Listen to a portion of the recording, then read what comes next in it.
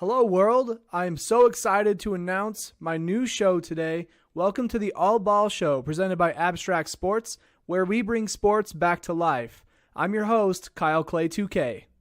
And for our first episode, we've got a guest on the show. It's the first episode for the All Basketball Show under the Abstract Sports umbrella. So should be pretty cool. We're going to get into just the basics of basketball, talk about some players and teams we're excited about, maybe who our favorite teams are and describe why. You know, just the basic stuff to get us going.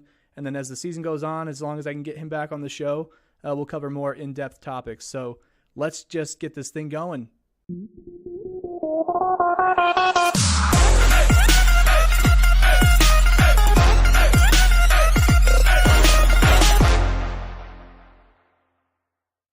Welcome to the show, everybody. I want to introduce you to my guest here. His name is Ryan Johnson, and he's from the area that I'm from. We are mutual friends of mutual friends, I guess is the way you'd put that. And I discovered that he likes to talk about basketball, and I'm like, hey, man, I talk about sports on the internet. And he's like, that's neat. Maybe I should do that sometime. And so here he is sitting with me today. I'm really excited to have him. Thanks for coming, man. I appreciate it. Thanks for having me, man. So why don't you tell the people a little bit about yourself so that they can understand the person that they're listening to today. Cool. Well, as you said, my name's Ryan Johnson. I'm born and raised here in Idaho Falls. Lifelong sports fan, especially basketball.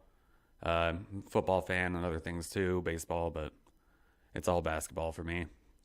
Jazz fan through and through. Sweet. And yeah, I play music. I have a full-time job, do music on the side, and just love sports. So Sweet. Here to talk to you. Awesome. Well, it's cool to have somebody else on the show that likes to talk about basketball. Any other people out there who've watched our other abstract sports content knows that I've covered some football. I've done some baseball before, and I've even talked about bowling because I'm in a bowling league. There you go. Most people don't even care, but I'm like, I bowl, so I'm talking about it. But it's cool to have somebody who talks basketball, and the cool thing is that this guy has his own side gig, kind of like this is my side gig too. I mean, I design websites and build websites for a living, but because I'm in the technology world and I like to design things, I like to brand things, I build little radio shows or little podcast shows and make content about sports because I feel like I bore people. A lot of people when I talk about sports all the time, sometimes I feel like it's all I can talk about. Yeah. And so that's part of the reason why I started this whole thing. But yeah, this guy does music, and I've been to a few of his gigs.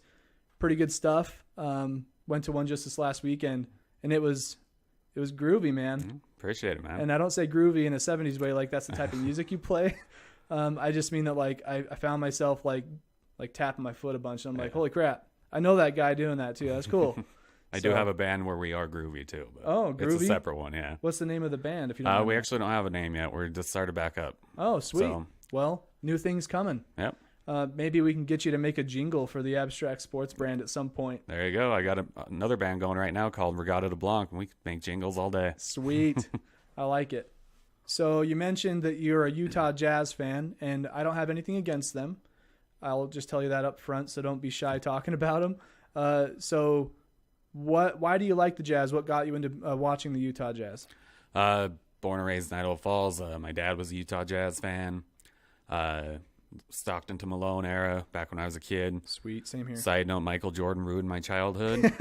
Just every time we ever made it anywhere, Michael Jordan was there to knock us right off. So yeah, it's kind of like I'll compare that to the Raptors of today and them not getting past the Cavs in the playoffs ever. It's kind of the same thing, except that was like an East to West battle. Mm-hmm.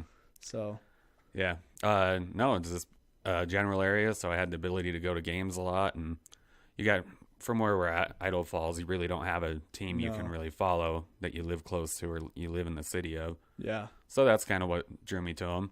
I also like some other teams too. I'm not one team kind of guy. Just I love LeBron James.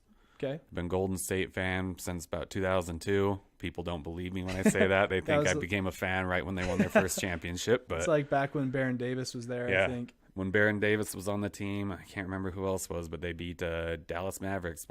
Dallas Mavericks were the number one seed, like a 67-15 record. And wow. Golden State, I believe, was 42-40, and they beat them in the first round of the playoffs. That is awesome. That was one of the coolest things I'd ever seen. Yeah. I Yeah, love that Golden never State, too. happens either. So Yeah, I think it's only been like 3 times now that's happened. So yeah, that's awesome. yeah, I mean, that's a good reason to follow a team. It's like, oh, they're an underdog. I Mm-hmm. Yeah. love an underdog myself, Yeah, so for sure. I can see the appreciation there. I'm slightly a Clippers fan too for that same reason, but Okay. they've been good enough for a while. I also kind of like the Jazz too for the same reasons, where they are the closest team to where we're from. I mean, Idaho Falls, it's like a 2.5 hour drive to Salt Lake. Yeah. It's really easy to just go down there in a day, catch a game, and come back if you're crazy. But I've done it before. Absolutely. But you can go down there, catch a game, book it up in a hotel for a night, hit the bars after the game, or go to a restaurant, grab some nachos. Squatters Pub, that's where you go. That's not a paid advertisement. But it could be. Could be. Squatters. Oh man, that'd be sweet to be sponsored by a beer company or a brewing company, really. But yeah, I've been to many Jazz games since I've been home from college. I mean, I went to the U of I, graduated in 2014, and I was there for 6 years. Other than that, I was in high school, so I never really had the chance to experience professional sports like I've been able to since I'm a grown person now. I'm a grown human being. So I've probably been to 5 or 6 Jazz games. Yeah. Since I've been back. They're great to go to. It's Yeah. kind of cheap tickets because they're a small market team anyway. But Yeah. it's great to go and see some of the big name players because Jazz rarely gets any of them. But Yeah, it's true. People go to the Jazz games mostly to watch the other teams, but they have been a playoff team the last couple of years. These Jazz. they have been, and they've also been. I hate to quote this incorrectly, but they've gone to the playoffs a good 20 years out of the past 22 or 23. That is crazy. They're a very consistent team. Yeah. Them and the San Antonio Spurs are nothing but consistency, and even since Jerry Sloan left, Yeah. they've still been doing it pretty well. Yeah, I think Quinn Snyder's been a good coach for the Yeah. Jazz. He takes players who you wouldn't think would be a good talent, and he finds a way to make them play to their strengths. Yeah. And they've all got their heads on straight. There's nobody on the Jazz that I'd be like, oh, he's a questionable character. Yeah. Or Joe Ingles a little. Sometimes he gets a little crazy. But yeah, he's a loudmouth. But I wouldn't call him a hothead. There are a few players I call hotheads, like Marcus Smart or Draymond Green. Or yeah, for sure. But Joe Ingles, he's just passionate. He knows how to get in somebody's head Yes, big time, for and sure. he uses that to his advantage. I agree.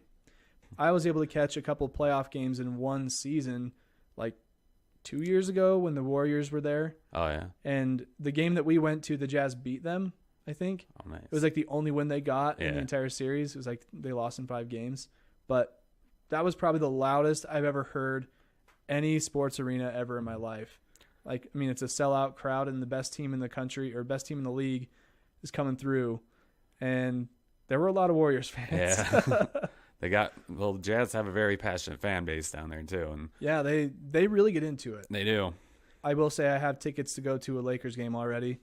Against the Jazz down there? Against the Jazz. Okay. It's on January 11th. And me and 7 or 8 other friends have an Airbnb. We're going to make a weekend out of it. Because we've all been wanting to see LeBron James. In the last 3 years, we had already gone to 1 game or 2 games, and it's we can't swing it.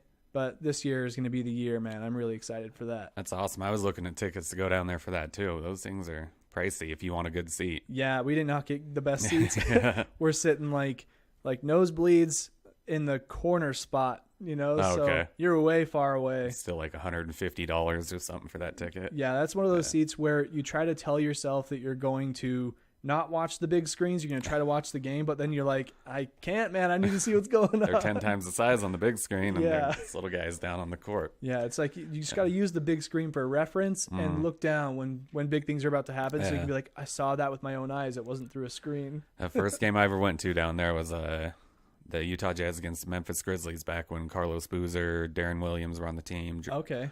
And yeah, clear up in the nosebleeds, and that was the last time I ever did that. I'm like, next time I go, I'm gonna get 10th row, 7th row, something like that. Yeah, I have a friend's mom who works for a big corporation here in town. I don't want to say any brands or anything, but she had front row seats. She had the seats next to the Jazz bench. She was literally sitting next to the coaches. That would be amazing. She sent me on Facebook, she posted a picture of Ricky Rubio just standing there. Yeah. And I was like, man, that gives me chills thinking about it. And I'm not even a massive Jazz fan, but I'm like, I'd love to be there that close. Yeah, there's one of these days, I don't care how much money it would cost. I'm just going to do that just to have that experience. But it's like, I just paid off this credit card. Let's blow it on tickets. There you go. Yeah. Especially if LeBron was there. Oh, I'd love to see that. I mean, one of the greatest players ever. Yeah.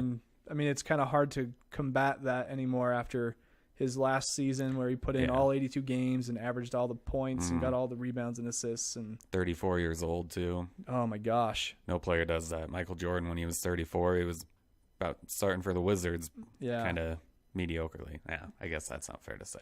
Yeah. He was so good. And so I'll use this moment to kind of explain the intro video. So I'm a designer. I like to build things, as I've already mentioned a couple times, but I don't like to toot my horn all that often either. I feel like Ryan's just getting all the toots today. But like, I made that intro because I wanted to highlight like the players that people talk about. The thing about basketball is that you can always go back to the GOAT discussion about who's the best of all time. And sidebar, I would say that like I'm a believer in the fact that there will never be a greatest player of all time because you can't really compare across eras or positions or matchups in different teams they play throughout a year. So that's a sidebar. That's maybe another episode for another day. Yeah. But in the intro, I wanted to highlight some of the greats that played basketball and the three greats that everybody talk about, and also one that just recently retired in Kobe Bryant. So where you see the players flashing in and out, it's kind of like MJ's retired, but he's remembered. And you got Kobe who just left, and now you have LeBron James who's like doing like this celebratory thing in the picture. It's like he's like, yeah, I run the league now.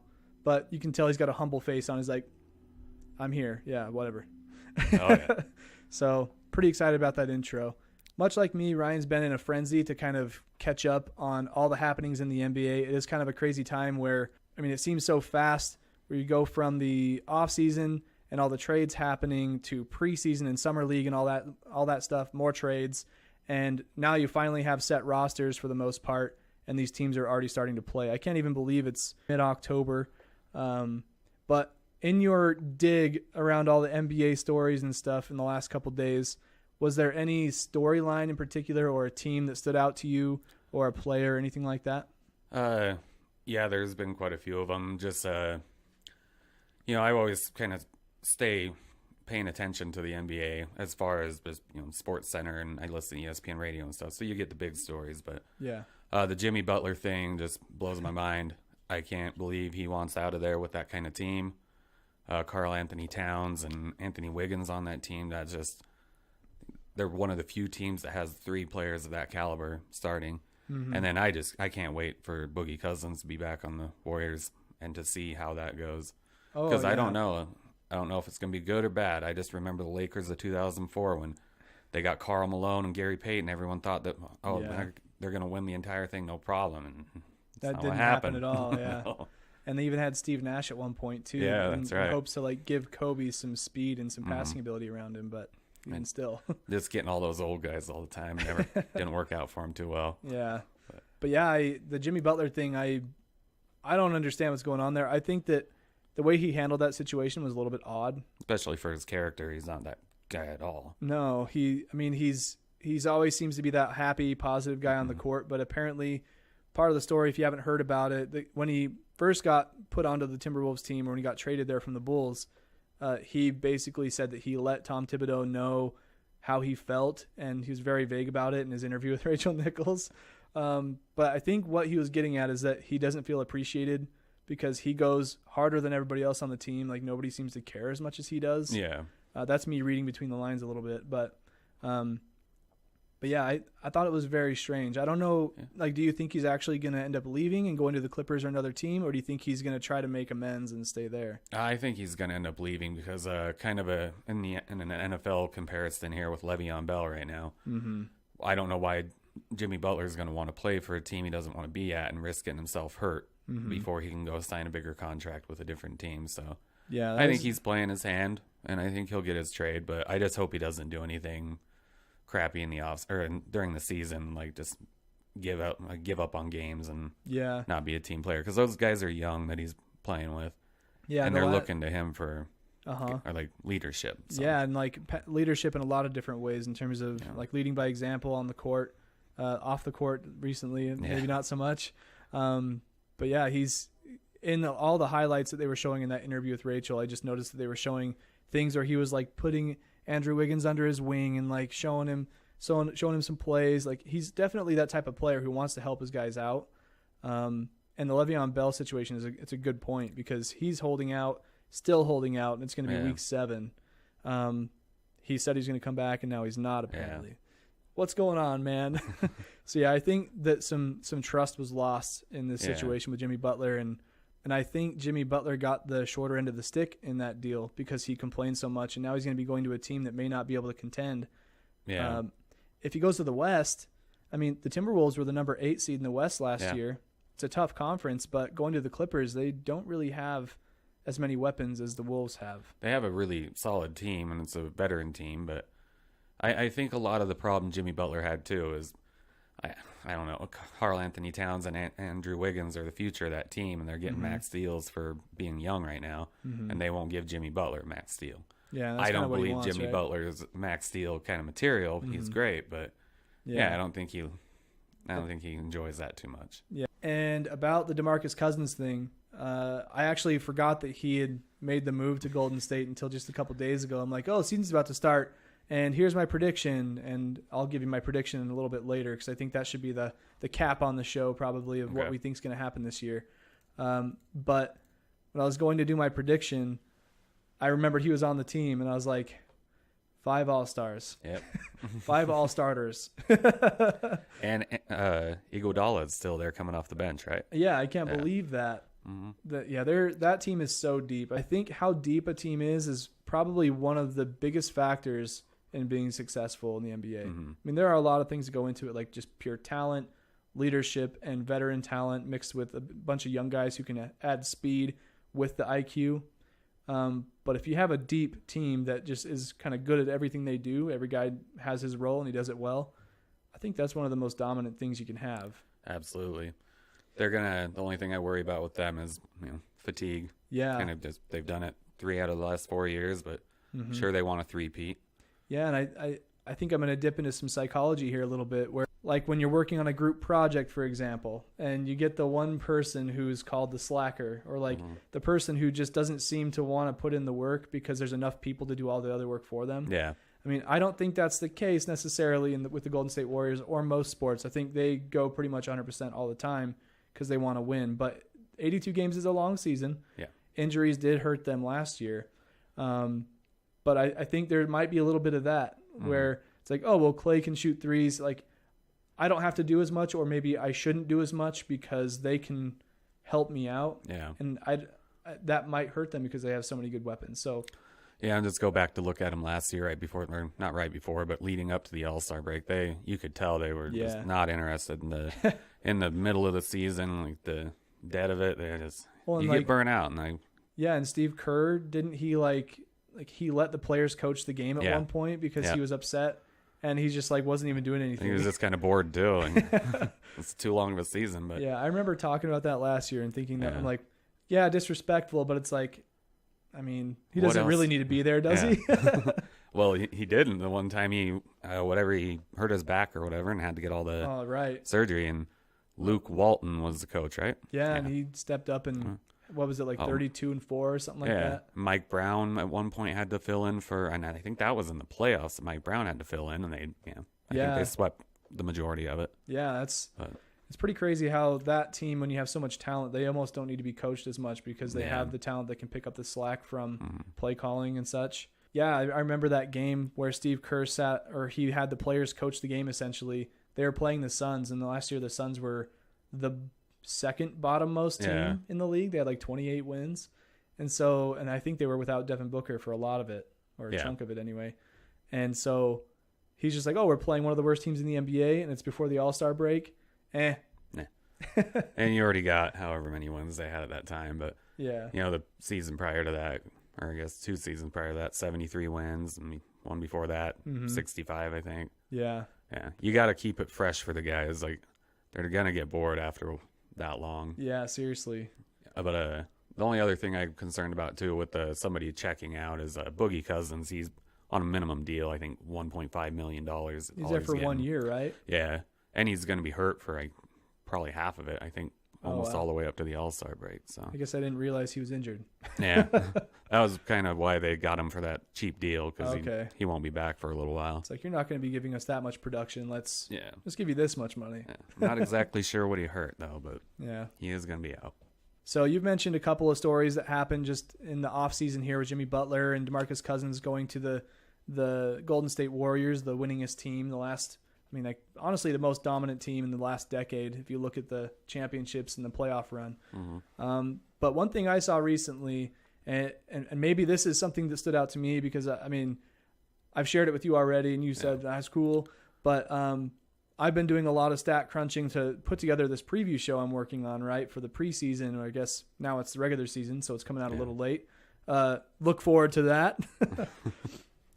But my friends from college, we have a group chat, just like everybody else has a group chat with all their friends, but they shared this thing from Reddit where there's this guy who I'm going to call a godly user on Reddit who put together this over 300-page NBA Almanac, basically recapping last season. And when I saw this, I'm like, what is this? I'm just kind of curious, thinking like, oh, some guy made this thing. I get in there, I'm flipping through this PDF, basically, over 300 pages, and it's got a glossary, like several glossaries for different sections throughout the entire thing. And I was seeing charts for like standings that help you visualize how a team did throughout the season. And it's things that I've seen before, but not in this format. Mm-hmm. And I see this as a resource. I think it's something that I'm going to be using to help fuel some of the stats and stuff on the show, and maybe use some of his formats and ideas to build on and use them for this upcoming season as we go through the 2018-2019 season. So that's one thing I liked. I'll be sure to drop that in the comments below. You're going to want to check that out. There's graphs on here of every shot they took, each team took in the entire season, where they took them from, their percentage of it, everything. That is It's unbelievable. Like, how does this guy find this stuff? I mean, there's got to be another website out there that he's pulling it from, or he just watches every game and he's like, that's all he does. Yeah, this makes Basketball Reference look like a kid made it in his basement or something. Yeah. This guy is crazy. It's insane. So, yeah, check out the NBA Almanac. It's down in the comments here. Maybe we can get that guy on the show sometime. I mean, he seems to have a lot of time on his hands, and he likes to talk about sports, I imagine, or at least he makes stuff about sports, and that's what we're doing. So maybe we can get him on the show somehow. I don't know. We'll have to figure that out. For sure. So we've talked about some of the teams we like to follow and some teams we are excited about or have some news surrounding them. But let's talk about some players for just a little bit. Is there a player, and I guess the team can also fall into this too. So we can talk about more team stuff if we want. Not a big deal. Is there a player or team that you're looking forward to watching, or is there something exciting about a player or team that you like? I'm kind of excited to see how Tony Parker does on the Charlotte Bobcats. I think it's going to be, or I guess they're not the Bobcats anymore, the Charlotte Hornets. They got their name back. So yeah, that's all confusing to me. Yeah, to see him go somewhere else, it's going to be kind of interesting. I'm really excited for the rookies, especially DeAndre Ayton. Oh, yeah. And what's that other guy's name? Luka Doncic for Dallas Mavericks. But as far as teams go, I'm always excited for the Jazz to check them out and see what they can do. And Donovan Mitchell's just amazing. Oh, my gosh. So, I cannot believe the season that kid had as a rookie. I felt like the Donovan Mitchell situation was a huge surprise to a lot of people because there were other players who came out of the draft last year who everybody thought were going to shine, like Lonzo Ball and Markelle Fultz. And Markelle Fultz was gone the entire season. Lonzo Ball struggled to shoot, not quite what he was at UCLA by any means. Yeah. But then Donovan Mitchell, I like that kid. I actually went to one of the first games last year against the Lakers. Beginning of the season, it was like game somewhere in the first 10 games. And that was the game where Donovan Mitchell caught that ball off the rim and put it back over Lonzo. That was insane. When that happened, I was cheering. It's against my team, but I'm like, oh dang, that was fancy. Yeah, it was amazing play. He should have been the rookie of the year. Yeah, I had him picked for rookie of the year. I don't think Ben Simmons even should have qualified. No, he shouldn't. It was the second year. He was hurt the entire first year, right? Yeah. So, I think their reason was that he didn't play minutes or something like that. So technically, he's not a player yet.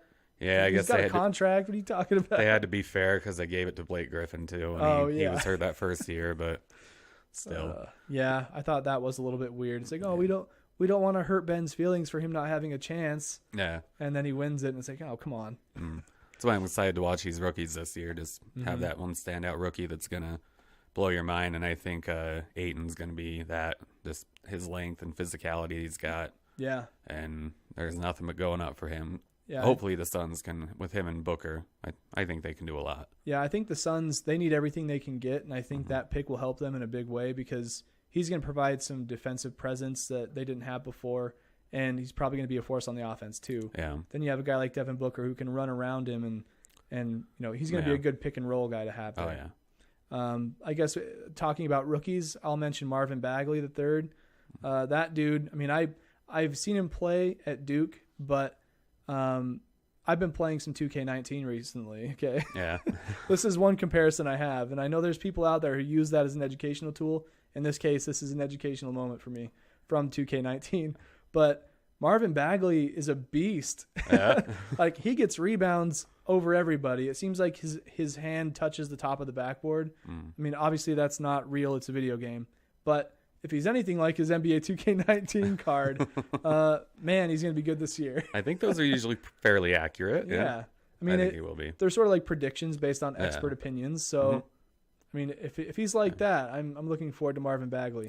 And speaking of Duke players too, Grayson Allen, his character wasn't my favorite, but I'm excited to see him on Utah to see kind of open it up a little more. He's going to shoot from outside a lot better than a lot of their players, and just spread the floor because that's one problem the Jazz have had is not being able to move around and get open. So it's gonna be great to see that. That'll be a good addition, as long as he doesn't trip people. And no tripping. Yeah. And I guess a cool thing about him is that, I mean, I've always thought that he had a temper problem too. And I think a lot of people think that. He's older now. He's playing for a coach who's very disciplinary. I think that's what I'm looking for. Where I mentioned earlier, he's never really had a player that's been out of line. They've been a really easygoing team to coach. Yeah. And so I think Quinn Snyder's going to bring the best out of Grayson Allen. But at the same time, I do think the Jazz need a little bit more fire underneath them. You know what I mean? I mean, they were a 5 seed last year. They made the playoffs, I think, the year before. Yeah. And they just haven't really had an emotional player, I guess is the way I'll put it. And emotional can be good and bad. But I think he can bring that spark. Like when he throws down a dunk and he flexes on somebody. Yeah. Fans need something like that to get him going. I mean, Donovan Mitchell dunks on people all the time. And he's pretty humble about it. He's like, yeah, that's normal. But I think Grayson Allen might bring a little spark to this team that they need too. I think he will bring some energy for sure. Yeah, I'm looking forward to Grayson and the Jazz. I mean, they're already a 5 seed last year in a difficult conference. I mean, the West was weird though, how it was so tight. There were like 7 teams spread amongst 3 wins. I don't think it's going to be that way this year, and I think the Jazz belong in the mix still. Absolutely. I guess another one too is obviously LeBron James going to LA. Oh right, can't forget that. I'm not much of an LA fan at all, but I am excited to see that and to see what he can do with a team, because this reminds me back to 2007 when he took that Cleveland team to the finals. That had no business being in the finals. Yeah, and LA's better. The Lakers are better than that team, so I think a lot of people are selling them a little bit short. Yeah, and they're going to be a top 3. I think so too. I mean, their young talent they have on the team, and Kyle Kuzma and Josh Hart, and I mean Lonzo too. But they did also get Rondo. Yeah. Who's going to bring that veteran leadership I've mentioned before, but he is like one of the best passers in the league right now. I mean, as far as legendary passers, Rondo's up there in this current NBA. He was killing it in New Orleans last year. Yeah, and it's sort of been his MO. He's not a shooter at all. He barely makes his free throws. Yeah. But he gets the ball to the guys when they need it. And who needs it more than the guy named LeBron James? I mean, the offense runs around him. And speaking about that story, I mean, obviously I'm excited about that. I won't use that one as my answer to this question because it's kind of a cop-out. But I'll just explain my feelings about the situation because you were there when I heard that the trade had been finalized. Our friend Ashley actually told me. She told the whole group we were hanging out with. She's like, hey, Kyle, by the way, LeBron's a Laker. And I'm like, bleepity bleep. And I said the same thing, only in a negative way. Yeah. Oh, man. So that was a pretty cool moment, because when you hear that news, you immediately know your team's a playoff team. Mm-hmm. Like, I think you would be a fool to think that they're not going to make the playoffs this year. You can say they're not going to win the championship, but when LeBron, like you said, he took that 2007 team to the finals. Imagine what he can do with this squad with the Lakers. I mean, they're in a tough conference. We all know that, but LeBron's a tough guy. Oh, yeah. So I guess my feeling about the situation, at first, euphoria and just like, I don't know what to think. I'm in shock. But then I went from that to like, okay, I don't want to be that guy that rubs it in everybody's face. It's just not fair, because, I mean, we're lucky to, the Lakers and Lakers fans, Laker Nation is lucky to have LeBron come to their franchise. So I don't think it's fair to be like, oh, no, you know, like, you didn't get him, neener. Never thought he'd go to Utah anyway. Right. No chance. But, I mean, so I take it with a grain of salt in that sense, where I'm like, okay, I'm not going to throw it in people's faces, but I'm like, I'm excited, but, you know, it's still a new year. It's a new team. He's in the West. Let's just see how it goes. And we already know he's going to do well, but I don't want to be that guy. Well, that's a great thing, too, to see is how he does in the West. Yeah. Because that's a completely different thing than the East. He owned the East for 8 years. So. Well, yeah, he owned the East for that long, and he went up against him. I need to correct myself every time I do this. I say he, and I don't refer to the team. I refer to LeBron as the team. And I think that's a common thing people do. But LeBron and the Cavs last year, after a 7-game series against the Pacers in the first round, had to go up against the Toronto Raptors, who had the most wins in the East, number 1 seed by far, and then swept them. Yeah. So it's like, how does a guy like, I mean, LeBron's the leader on that team. He gets to that series after a 7-game series. I'm thinking like, oh, his legs aren't going to be there. I think the Raptors pull this one off. Yeah. No, they didn't pull any of them off. Yeah, I was scared after that Pacers series, too. And I thought there's no way they're going to get through. But that's all LeBron did last year was anytime you count him out, he was, screw you. We're going to he's there to we're going to show wrong. you. Yeah. So that's why I think he can kind of handle being on a lower team now. And doesn't need to go back to the finals again. He's kind of proven himself. Yeah, and I think he definitely knows that too. He's come out and said like we're gonna take it slow. You know, we want to make sure we get everything in the right order and take this year as it comes at us, instead of being like, we're a playoff team. They're being careful about the whole thing. How do you think he's gonna do with Luke Walton as his coach? Do you think he'll listen to him much, or? It's kind of an interesting situation, because I mean, Luke, he had that time at the Warriors where he proved that he could coach a team, but he was also with the team that could coach themselves. Yeah. As we mentioned, the Suns game where Steve Kerr checked out and the players were like, oh, that's okay, we'll draw the plays. I think LeBron's going to have more respect in that sense, because he knows Luke Walton is a young coach, and LeBron knows coming into this franchise everybody's looking at him, but he also needs to let the coach build the team up through LeBron James. And I think it's just a mutual understanding. So LeBron's never been a guy to, well, I guess that's not true. I won't go that far. I was going to say LeBron's never been a guy to kind of come at a coach or anything like that. But I guess with Tyronn Lue, there were some heated moments on the bench where he was yelling at him. And David Blatt, too. David Blatt, yeah. I don't think LeBron had much respect for him. No, David just Blatt, poor management. Yeah. He got rid of him. Yeah. And I say LeBron got rid of him. Yeah. Mm-hmm. But I think where Luke Walton is a younger coach, too, I think he can relate with the players a little bit more. I mean, fun fact, Luke Walton came in the same draft class as LeBron. Oh, wow. I didn't know that. Yeah, and that just popped in my head randomly right now. Thank you, brain. But that is an interesting fact, too, because it's like they are peers in the sense that they have the same age. Yeah. But because LeBron has had so much more success, Luke respects him for that. And because Luke has taken the road where he belongs as a coach, LeBron has to respect that too. And where they are the same age, they're going to be able to hit it off well, I think. So we'll see how that goes. But Luke's got a couple years on him. Mm-hmm.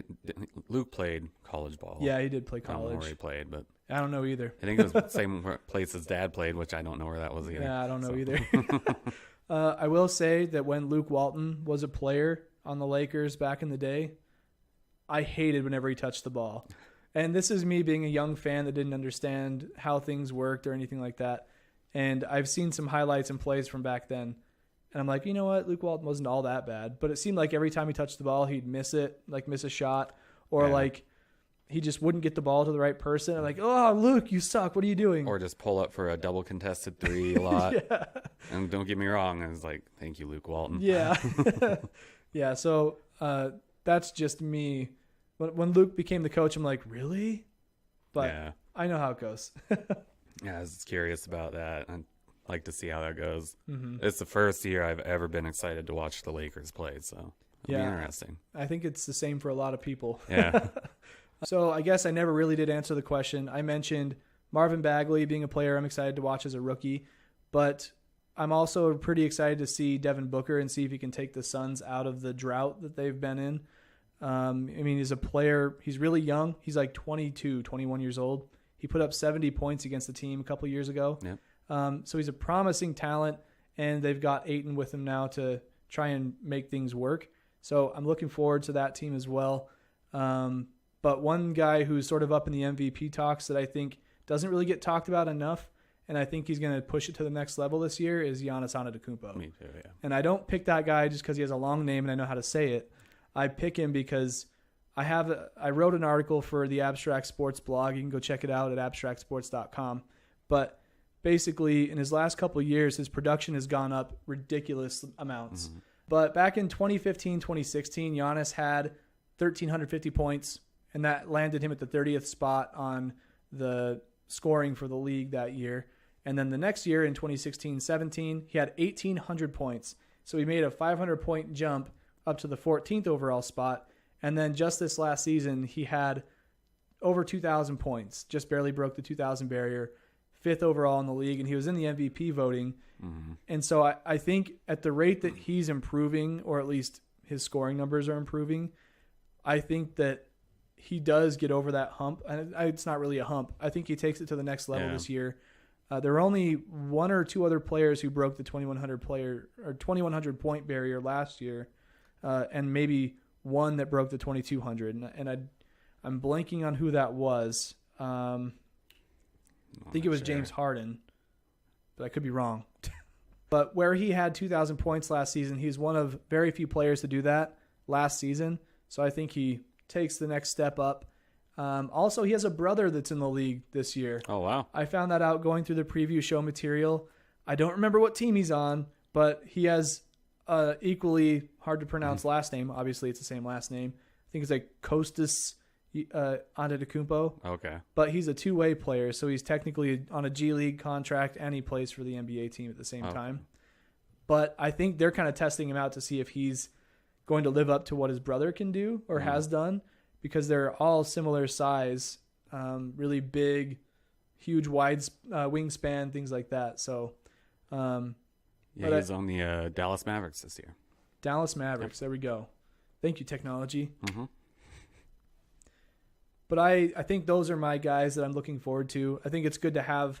I think you touched on a lot of different players in your discussion, where you had rookies and some guys that have been there for a bit, and then LeBron, who's at the top. So I think it's good to be looking at a player from their beginning and a player in the league who's been around for a little bit, and then a star. So I figured I'd take the same route.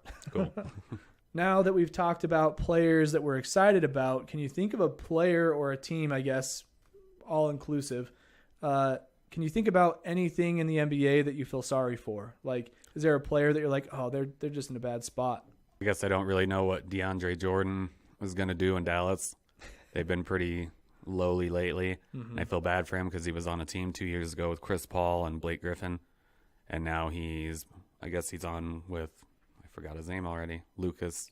Oh yeah, Doncic. Luka Doncic. Yeah, Luka.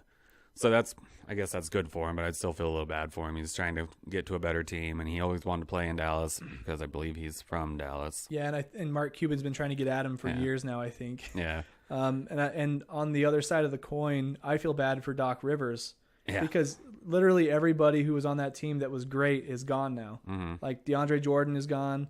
I mean, his son's gone, if that means anything. Yeah. I'm sure that's got to have some kind of a feeling to it. But also the other guy, Blake Griffin, went to Detroit at the trade deadline last year. Yeah. And every time I watch him play for the Pistons, I think it's the Clippers because they have the same colors. Yeah. So, yeah, I feel bad for Doc Rivers. He's just all alone. He's like one of the best coaches in the league right now, and he has nobody to help him out. Mm-hmm. Kind of feel bad for Kawhi Leonard a little bit. Oh, man. I think they're going to be good, but I just don't for a second think they're going to be Boston. Boston's got 8 players on that team that are just as good as Kyle Lowry, if not just a little less. So, yeah, he's coming into the he was leaving the tougher conference, going into the East, where he's supposed to try and contend for the top spots. Yeah, I think chemistry will be an issue for them because of that.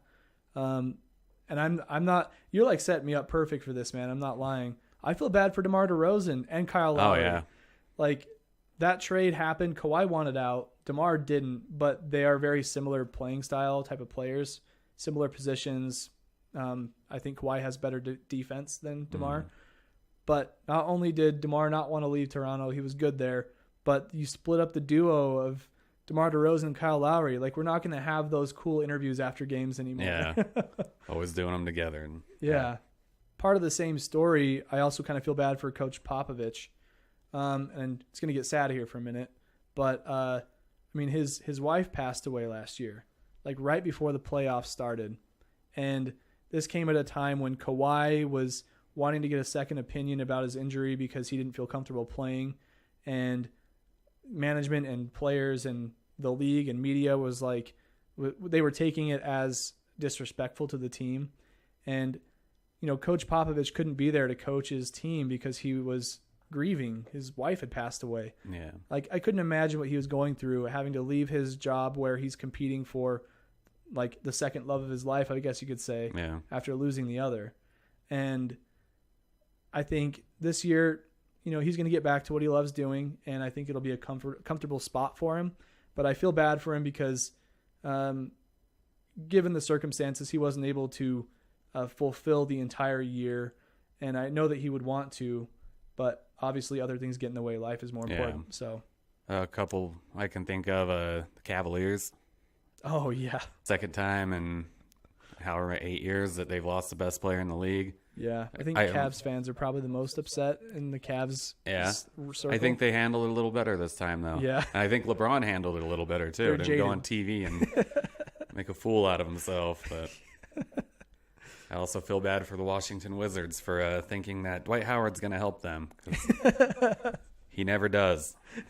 He never helps. Nope. Trust me, the Lakers saw it, too, and it was not good. He helped Orlando, and that was it. Oh, man. Ever since he left there, he peaked tanked everywhere. He peaked after the first team he was with. That's just a sad story. He thought he was going to pull a Shaq and go from Orlando to L.A. and just be great. But yeah, he never stuck with one team long enough to be a Shaq. I guess that was the year that they had Steve Nash and Kobe on the team. Yeah, that's right. Yeah, Steve Nash, Dwight Howard, and Kobe. They said that Kobe didn't get along with him, or he didn't get along with Kobe, something along those lines. But I mean, let's be honest, Dwight Howard, he does seem kind of soft. Yeah, a little bit. That's what Kobe called him. He's soft like Charmin. Kobe does have a problem getting along with big men, though. Yeah, that's true. That's very true. Him and Shaq were the best of friends, right? Yeah, best of friends, totally. Him and Pau, though. Yeah. Him and Pau Gasol are pretty good friends. Yeah. I see them jabbing at each other on social media sometimes. I'm like, yeah. Yeah, Pau seems like a hard guy not to like. Oh, I know. He's pretty just a easy-going dude. Tall, goofy Spaniard. Yeah. Yeah, he's a good guy to be around. Yeah. So there are plenty of areas in the NBA that we can go on and on about, talking about how we feel sorry for people. Cavs Nation's probably at the top of that list right now. But let's talk about some ratings. Like, I'm talking overrated, underrated. But I think it makes sense to do this on a player basis. So name an overrated player or somebody you think is overrated. LaMarcus Aldridge. Really? Yes. I think I guess I can kind of see that. He left Portland, and Damian Lillard kept that team right where it was at. He's gone to San Antonio, and he's very underperformed there. Mm-hmm. Maybe he'll be better this year. Now they got DeMar DeRozan, and can't remember who else, the other big guy they got. DeMar DeRozan and Pau's there, actually. Pau Gasol. Yeah, that's right. Yeah, Pau Gasol. Yeah. So yeah, I guess I could see that. He was kind of filling in the role of a Tim Duncan, and when Tim was there and then left, it almost just felt like, Like, I think he went there just like, oh, well, I'm just going to go win championships and it's going to be easy. But yeah. I don't think he has the work ethic to yet. He's still, I guess, not really young, but I think he'll learn from Pop. He's been there a few years now. Yeah, for sure. And I guess to go back to my other answer about feeling sorry for Pop, I mean, his whole team is gone now that he was so successful with, where he had Tony Parker, he's gone to Charlotte now. Manu Ginobili is retiring, and Tim Duncan retired a couple years ago. So it's like, everybody kind of left. Yeah, Coach Pop. Yeah, I feel bad for him. He is such a good dude. Yeah, he is. I've never been a Spurs fan, but I always love his interviews. Yep. The time that he hack-a-shacked, like on the very first play of a game, very first game of the season too. Yeah, just had someone go up and hack him. It was just great. to be like, haha, I gotcha. Yep. And he even did that as his kind of point out. Yeah, I do like how he is socially woke. Like, yeah, he's at the forefront in the NBA of speaking his mind and making sure people get things right. Mm-hmm. But anyway, back to the overrated. You say LaMarcus Aldridge. I feel like my overrated player is somebody who people will see my reasoning now, but a few years ago they probably didn't. Carmelo Anthony. Oh, yeah. I mean, the way that people talk about him, they talk about him like he's a future Hall of Famer. It's almost like they say it because you have to or you get dogged in the media. Like Coach Mike D'Antoni, I saw an interview with him recently, and he was like, Melo knows to come off the bench. That's the right thing to do for the team. He's willing to do that for us right now. And he made the comment, he's like, he's a future Hall of Famer, all that. Like, he said it like he had to say it. Yeah. And I'm like, I don't get it. I mean, from what I can tell, Carmelo Anthony is he's a volume shooter, but he's never really been all that efficient. He's just taking a bunch of shots. And I guess you can compare that to like a Brandon Jennings sort of. He had that same mindset of like every shot's going to go in, so I got to take it if I'm open.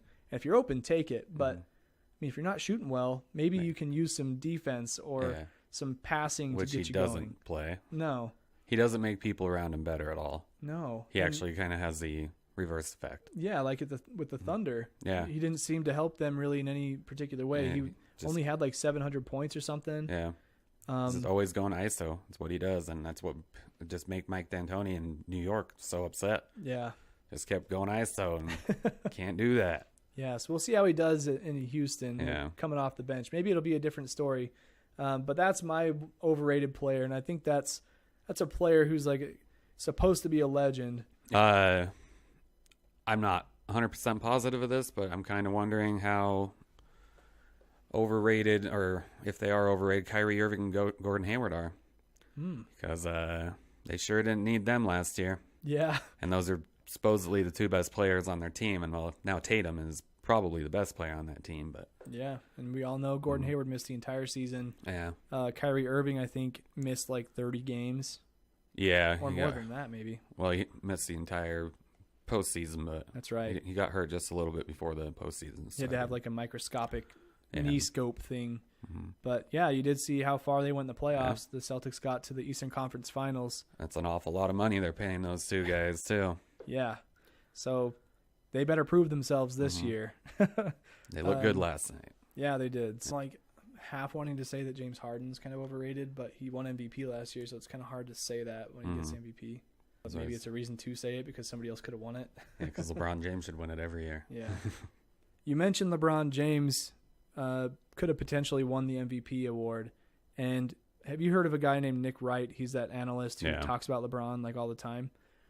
I think he does have a point about how LeBron could effectively have won the MVP every single season, the last, I don't know how many, because of what he's been able to do and with the players that he has and like that 07 team. I don't know if he was MVP that year or not, but for anybody who says LeBron is overrated, you're dumb. Yep. Like, I mean, you have to look at his entire body of work. I mean, you can't just pick one season. You can't be like, oh, well, his free throw shooting percentage was 85 that one year, and he's never been good at shooting threes. I'm like, well, okay, but look at everything he's done. You can't overrate that guy. He's done everything he possibly can. Well, and he's switched teams 3 times now. When he leaves a team, they tank. When he goes to a team that's a 30-win team, there's a 55-win team immediately.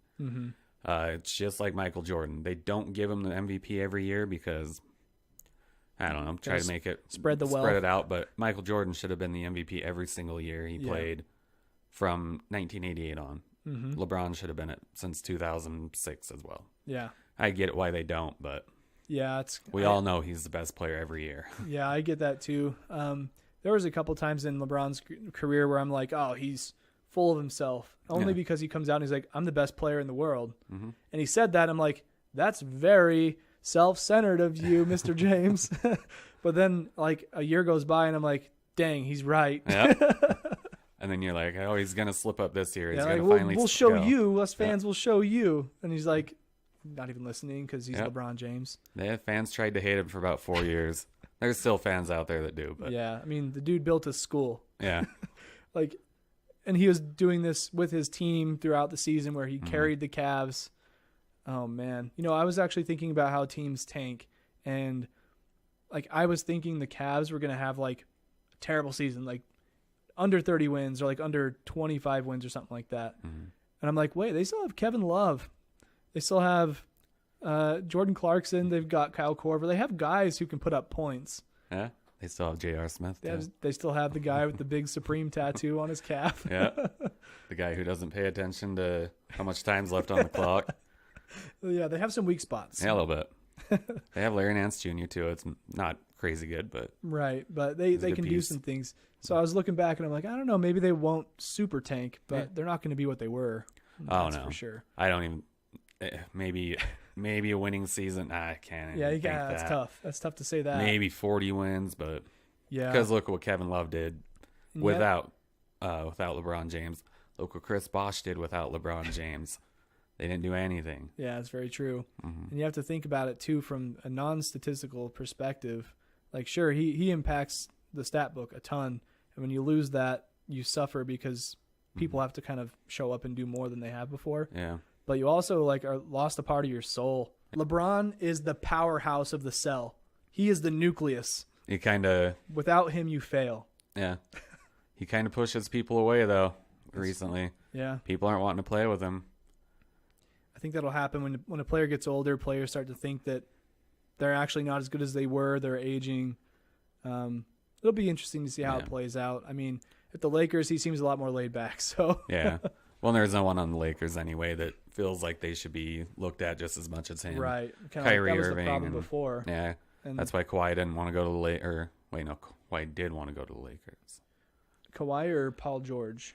Paul George, but didn't Kawhi, when he gave the few teams that he would want to be traded to, he did include the Lakers. Yeah. He wanted the Lakers, but then once they announced that LeBron was going there, he said no, the Clippers. Yeah. He wants to be the face or a little bit of a bigger guy.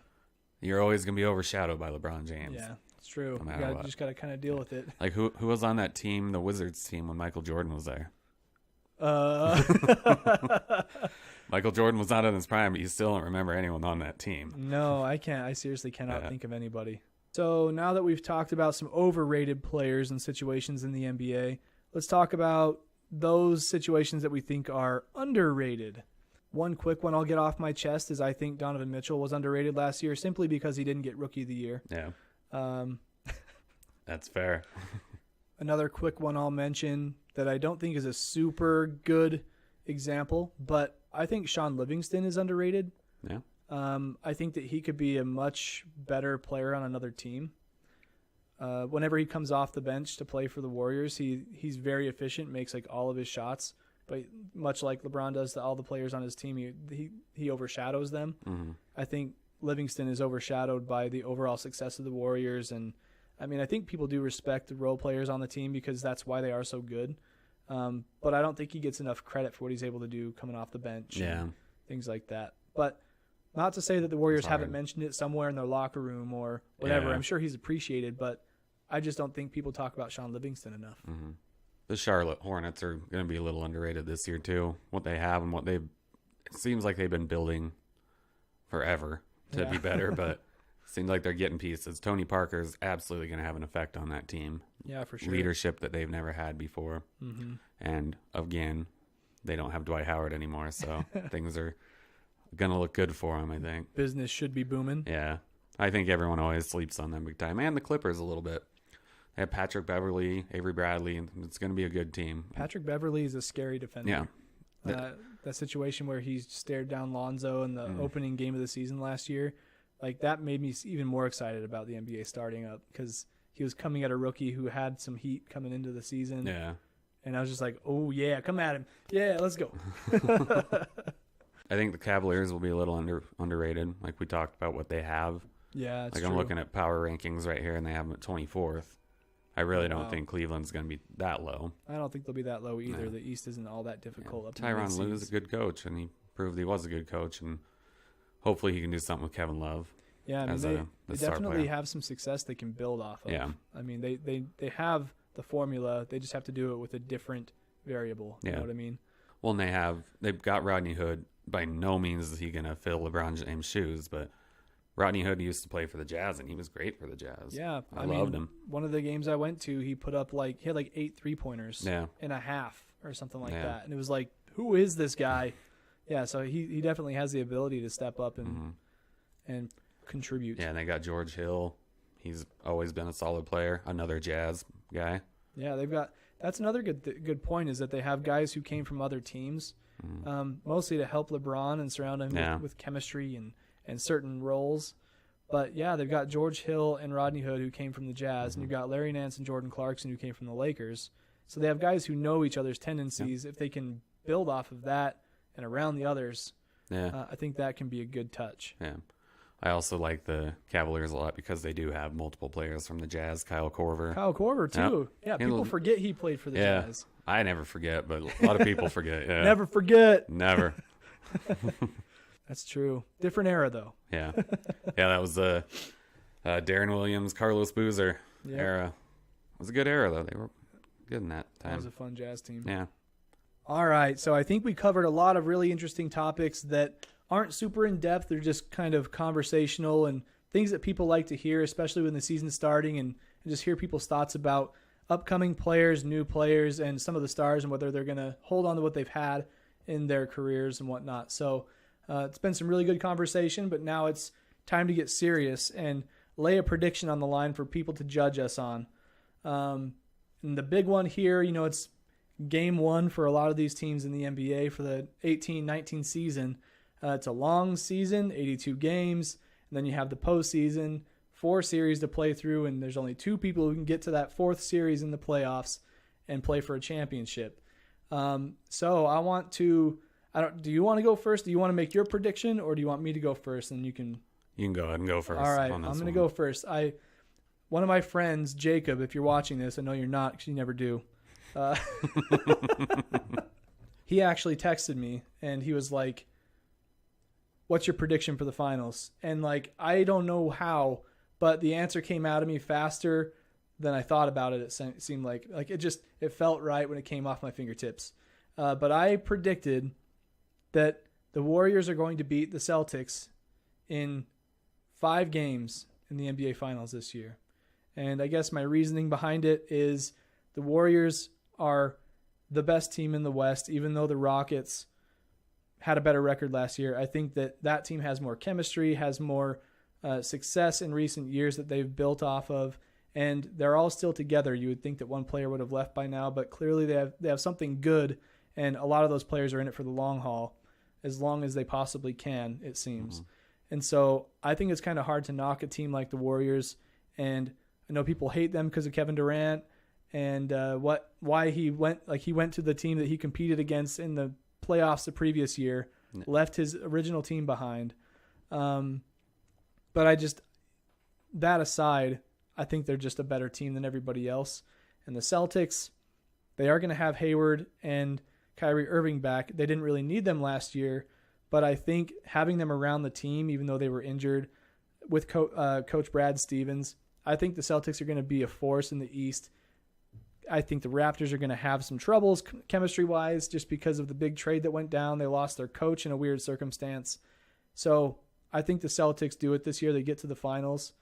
But I think they can't match up to the Warriors. Yeah. It's so hard to disagree with that. I don't know who else. There's nobody in the West that I can see beating Golden State. Houston, I don't think they're built for that, and I just don't believe in Mike D'Antoni as a coach. As far like he's never made it to the finals. Every team he's played or coached for, that Phoenix Suns teams back in 2005, that era, man. that he should have had that team in the finals multiple times and never made it. So it's hard to say anything other than that. Toronto, same kind of with you on that. I don't think they'll have the chemistry. You fire your coach who was coach of the year.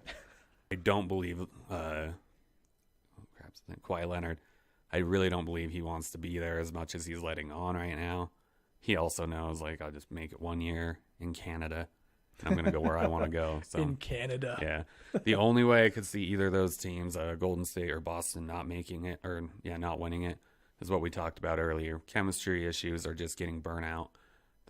That's for Golden State getting burnt out. As far as Boston goes, they have too many players.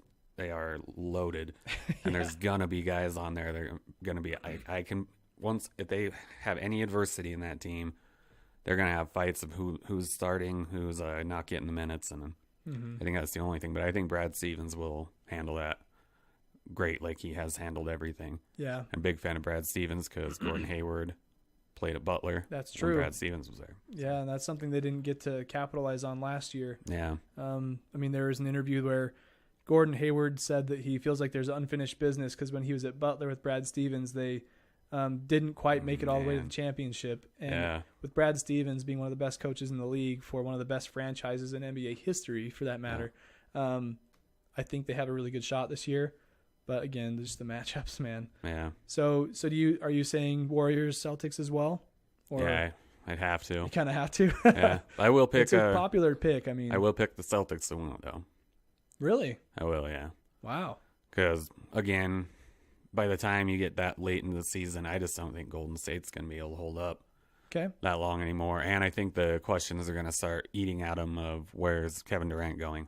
That is a good point because this is the end of his contract this year. And that may cause Klay Thompson's contract. And Klay, I thought Klay would be the first one to go, honestly, because he's like I said, Sean Livingston could live on another team and be more recognized. I think Klay Thompson could run his own team. Oh, yeah. Like, no question. I think Kevin Durant's going to leave because I think Kevin Durant's the only player that can play with LeBron James and not be completely overshadowed by him. Yeah. You're going to love it, but if he goes to L.A. Oh, my gosh. You guys be... I would be made fun of. Like, I have friends in this town in Idaho Falls who would disown me, even just because I associate with the team, even though I have nothing to do with their front office decisions. Yeah. No, I really, my friends won't hate me, but they're like, wow, you picked a good team to follow. Yeah. Like, I know, right? I'm lucky. I got lucky. They'll never believe you. Yeah. Be like, I've been a fan of the Warriors for a long time. No, it was 2015. Yeah, wasn't right. it? You're bandwagon. 14. Yep. Well, there you have it. The predictions are in from myself and Ryan here. I've got the Warriors beating the Celtics in 5. I don't think you mentioned how many games it would take, but you did say the Celtics were going to win. 7 games. I think that's a good call. I mean, if you do think the Celtics are going to win, you better believe they're going to need every minute they can get to beat that Warriors team. So, solid predictions. I was actually really surprised you went with the Celtics, but you have some really good points, and they were missing 2 of their star players that never had a chance to mesh with their current lineup. So we'll just have to see how it shakes down come springtime. It'll be a closer call then, but it is a long season. You never know what can happen. Well, I have to say thanks to Ryan for coming and doing this show with me, man. I really appreciate it. Yeah, thanks for having me, man. It was great. Yeah, we'll have to do this more. I mean, it was only the first episode of this new all basketball show. It is the All Ball Show presented by Abstract Sports. And I'm the host, Kyle Clay 2K. And Ryan, I just want to give you the floor and just ask you where people can find you on the internet. Do you have any kind of pages or accounts that they can go follow? I have a Facebook page, Ryan Johnson, probably a little bit hard to find, but you can just look for my face on there. Have a band called Regatta de Blanc. We play all around Idaho Falls at Idaho Brewing Company, the Celt. So like the band page or like one of those, the Celt page or something like that, and come check out my band sometime. And yeah, just thanks for having me out, man. Yeah, no problem. I'm happy to come back anytime. This is good. Yeah, for sure. We should turn this into a regular deal. Definitely. So definitely go follow his band page, or if you're in the Idaho Falls area, keep your eye out for the name Ryan Johnson. He performs at all the different bars like he just said, and restaurants and things like that. It's always a really good time, so grab some friends and go catch one of his shows. But again, that does it for the inaugural episode of the All Ball Show presented by Abstract Sports. I'm the host, Kyle Clay 2K. You can follow me on Instagram and on Twitter at that handle. Also be sure to follow All Ball Show on Twitter and Instagram as well. This episode will be going up on the Abstract Sports YouTube channel. You can go find that page there. Just search for Abstract Sports. Look for the logo with the S running through the A. You can also follow us on Anchor. If you want to support the podcast, support the Abstract Sports grind, go to anchor.fm/Abstract Sports, and there's a button that says support this podcast. You can make a monthly donation of $1 to $5 to $10. I don't expect you to do $10, honestly, but think of it as $5 being one coffee a month. That's not much, but it really helps me continue doing what I do and putting out great content for you sports listeners, readers, and viewers. So do that. Or if you want to buy a shirt, we have shirts, guys. I mean, I know that not a lot of people know this, but if you go to abstractsports.com/shop, there is a listing on there for an Abstract Sports shirt. We've got a few sizes left. I'd be happy to send you one. Just pay the price, and your money will go to a great cause in keeping the website online and motivating me to continue coming back and doing this for a long time. That's all I've got for you guys. I'm happy Ryan was able to come, and maybe we can get him on the show again in the near future. All right, we'll see you guys in the next one.